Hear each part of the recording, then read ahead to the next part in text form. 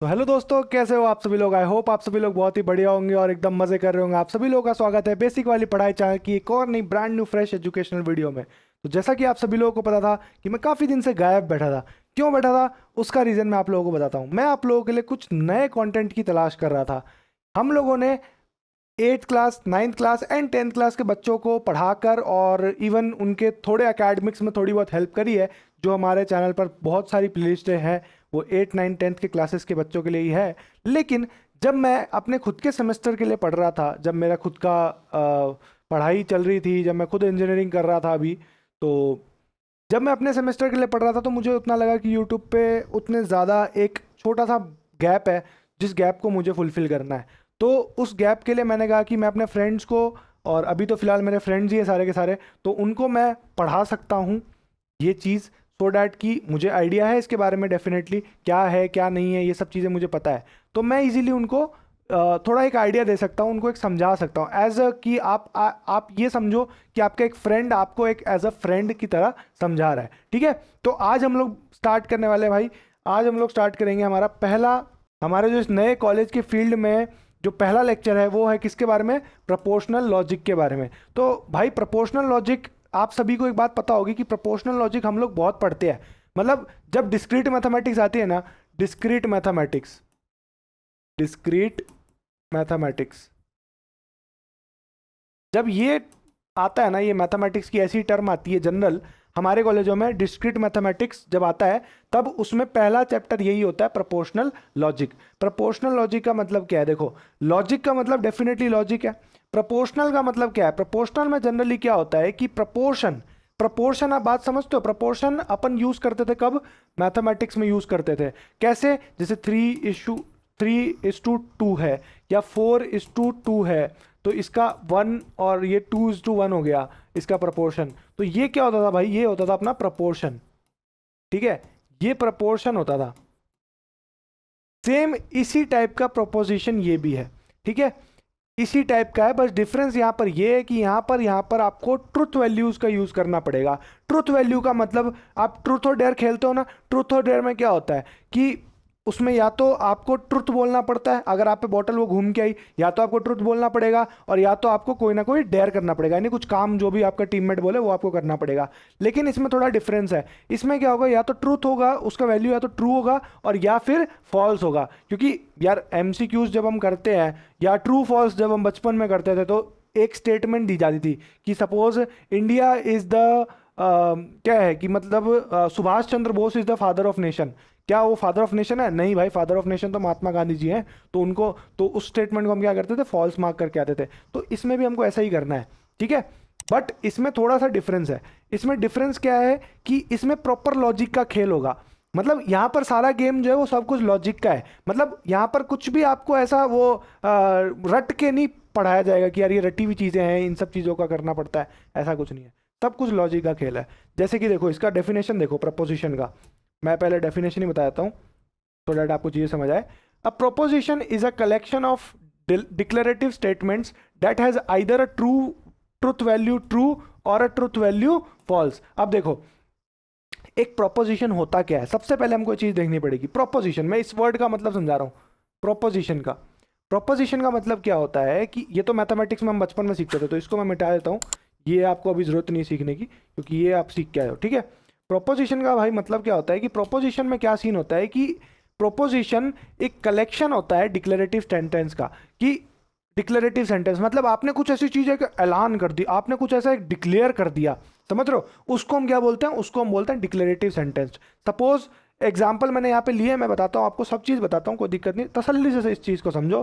छोटा सा लेक्चर बनेगा 5 से 10 मिनट का, लेकिन इस चीज़ को अगर ढंग से समझोगे तो आगे आपके बहुत काम आएगा ये सब चीज़ें। ठीक है, और सेमेस्टर में तो प्रॉब्लम नहीं आएगी, ये मेरी गारंटी है। अब देखो प्रोपोजिशन क्या है कि अ proposition is a collection of declarative sentence that has either a truth value true और अ ट्रुथ वैल्यू फॉल्स। इसका मतलब क्या आता है कि प्रोपोजिशन एक कलेक्शन है। प्रोपोजिशन क्या है, डिक्लेरेटिव, उन डिक्लेरेटिव सेंटेंस का कलेक्शन है ना, उन डिक्लेरेटिव सेंटेंस का कलेक्शन है जिसकी या तो वैल्यू ट्रू आएगी और नहीं तो फॉल्स आएगी। और ये वैल्यू किसकी है, एक डिक्लेरेटिव सेंटेंस की आएगी। जैसे कि एग्जांपल ले लो, मैन इज मॉर्टल, तो मैन मॉर्टल होता है तो डेफिनेटली ट्रूथ वैल्यू उसकी क्या हो गई, ट्रू हो गई। अब देखो 12 प्लस 9 इक्वल टू 3 माइनस 2। क्या ये सही है? नहीं है ना। 3 माइनस 2 क्या होता है? 1 होता है। 12 प्लस 9 क्या होता है भैया? 12 प्लस 9 होता है 21। तो ये क्या है? 21। 2 का डिफरेंस आ गया ना बीच में, तो ये फॉल्स हो गया, तो ये इधर फॉल्स आ गया डिक्लेरेटिव सेंटेंस में, ट्रुथ वैल्यू। समझ रहे हो? अब देखो, अब prepositional consist of prepositional variables and connectives.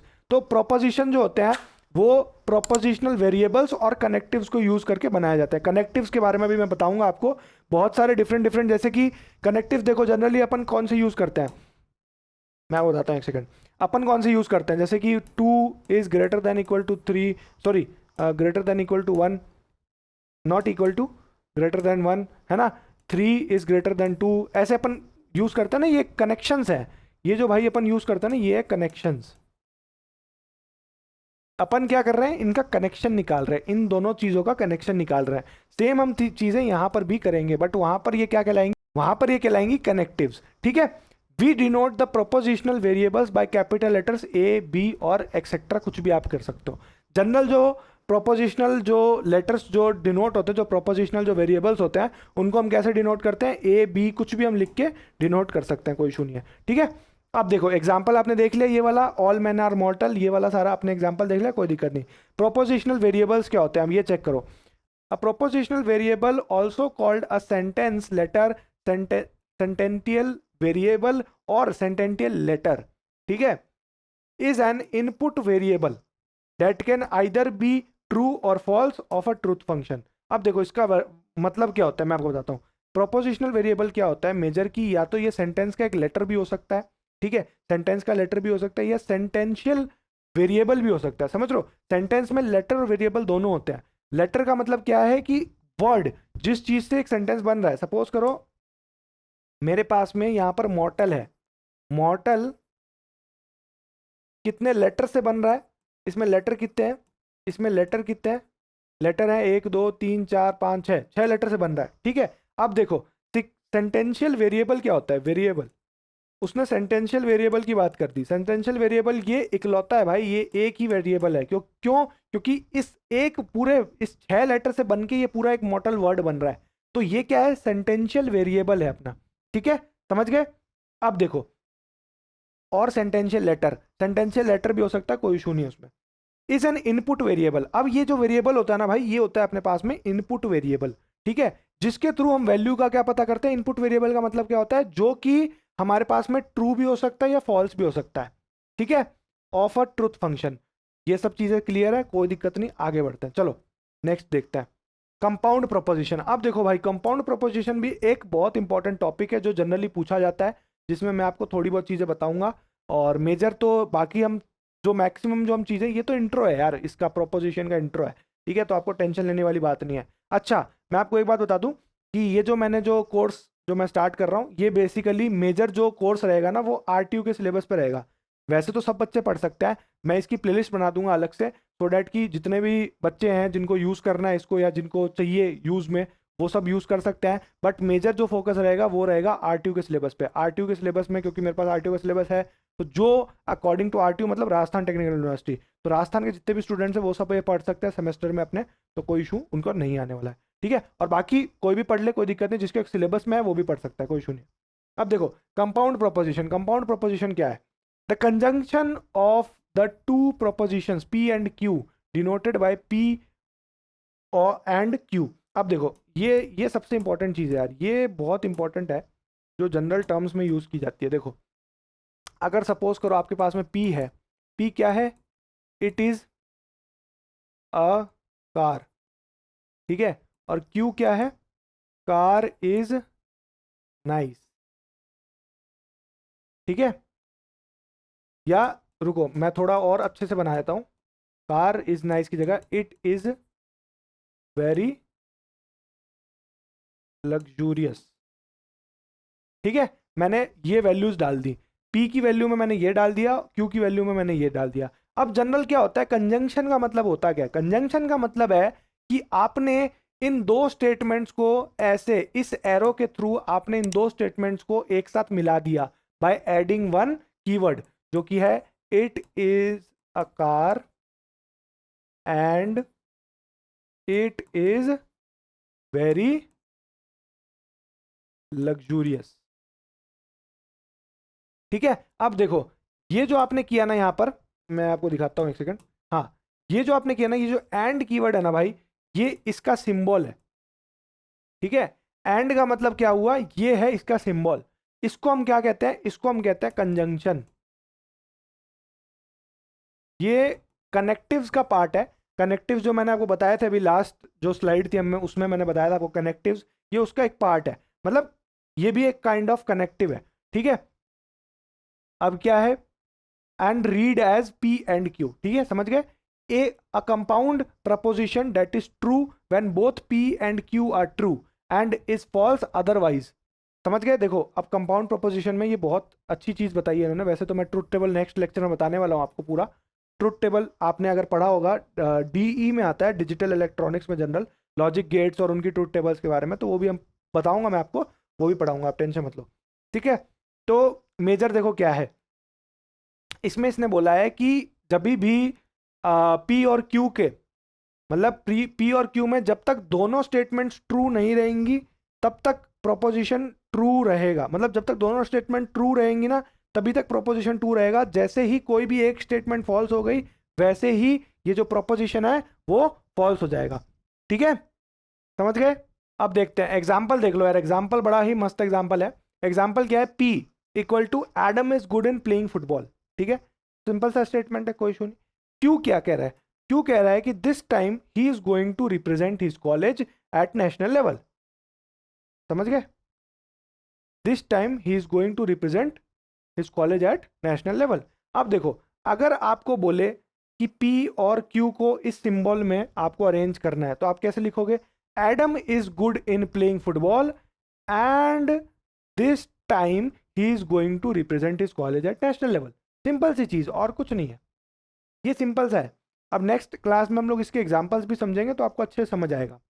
अब देखो, P और ये वाला अगर सिंबल आए, ये ओपन, मतलब ये जो ब्रैकेट है, ये ऊपर वाला अगर ओपन, मतलब क्या बोल सकते हैं इसको, ब्रैकेट ही बोल सकते हैं यार। ब्रैकेट टू वर्ड्स अप या पावर के लिए यूज होता है जनरल ये वाला सिंबल। तो ये सिंबल यूज है, तो इसको आप क्या करोगे, इसको ऐसे ही रीड करोगे, पी एंड क्यू। ठीक है, अब ये जो सिंबल है, ये इसको अपन एंड ऑपरेटर कहते हैं। ये मैंने इसके बारे में बताया प्रॉपर डिटेल में अच्छे से। अब देखो प्रिमिटिव स्टेटमेंट क्या होते हैं, statement that can not be broken down into simpler forms and it is either true or false because but can not be both. समझ रहे हो, देखो ऐसे सेंटेंस जनरल इस वाले में क्या होता है, इसमें सीन ये था कि ये तो दोनों, या तो दोनों सेंटेंस ट्रू हो सकते थे, तो दोनों फॉल्स हो सकते थे। समझ रहे हो, इसमें क्या सीन है, इसमें है कि या तो एक प्रिमिटिव जो सेंटेंस है वो पहली बात तो तोड़ा नहीं जा सकता। तोड़ा इन द सेंस मतलब जैसे ये दोनों सेंटेंस तोड़े गए हैं, ये दोनों तोड़े गए हैं, फिर उसके बाद इनको ऐड कर दिया गया। समझ रहे हो, तो पहली बात तो ये सेंटेंस तोड़ा नहीं जा सकता, और दूसरी चीज कि इस सेंटेंस के कोई भी सिंपलर फॉर्म नहीं बन सकते, एंड तीसरी चीज कि या तो ये ट्रू होगा या तो ये फॉल्स होगा, और आखिरी और फाइनल चीज कि इस स्टेटमेंट में कि ये दोनों नहीं हो सकता, ये ट्रू और फॉल्स दोनों ही नहीं हो सकता। ये या तो ट्रू होगा या तो कोई भी एक ही चीज होगी, या तो ट्रू होगा और नहीं तो फॉल्स होगा। ठीक है, तो ये है प्रिमिटिव सेंटेंस का कॉन्सेप्ट। देखो बेसिक सी चीज़ है, कोई दिक्कत नहीं है, आराम से आप चीज़ें समझो, मैं बताता हूँ आपको, बहुत आराम से समझो। अभी हम नेक्स्ट क्लास में इनकी ट्रुथ टेबल के बारे में भी डिस्कस करेंगे। उसके ट्रुथ टेबल के बारे में जब आप डिस्कस करोगे ना, तो आपको और ज़्यादा मज़ा आएगा। ठीक है, तो ये वीडियो आई थिंक आपको कब मिल रही होगी, आई थिंक मंडे को आपको मिल जाएगी मेरे हिसाब से, मेरे अकॉर्डिंग मंडे या मोस्ट प्रोबेबली ट्यूसडे तक तो मिल जाएगी। ठीक है, टेंशन मत लो। और अब हमने स्टार्ट किया कॉलेज के लिए भी, तो कॉलेज के स्टूडेंट्स भी जो है वो हमारे चैनल को सब्सक्राइब कर सकता है। अगर कोई नया आया है तो वो भी सब्सक्राइब कर सकता है, और अगर कोई पुराना देख रहा है तो वो अपने फ्रेंड्स, अपने फैमिली और जो भी उनके कॉलेज में जो भाई, जो भी बहन, जो भी पढ़ रहे हैं, उनके लिए हेल्पफुल हो सकता है काफ़ी कुछ। तो आई थिंक मेरा ये लेक्चर आपको क्लियर आउट रहा होगा। और अगर ये वीडियो क्लियर नहीं है तो मुझे कमेंट सेक्शन में अभी के अभी बताना कि सर यहाँ, मतलब भाई यहाँ पर मुझे वीडियो में प्रॉब्लम आई या यहाँ पर प्रॉब्लम आई, तो मैं आपका डाउट जनरली सॉल्व करने की कोशिश करूँगा। और तब तक के लिए मैं मिलता हूँ आपसे एक और नई तड़कती भड़कती वीडियो में। इसी का नेक्स्ट पार्ट लेके आते हैं फटाफट से। तब तक के लिए जय हिंद, जय भारत।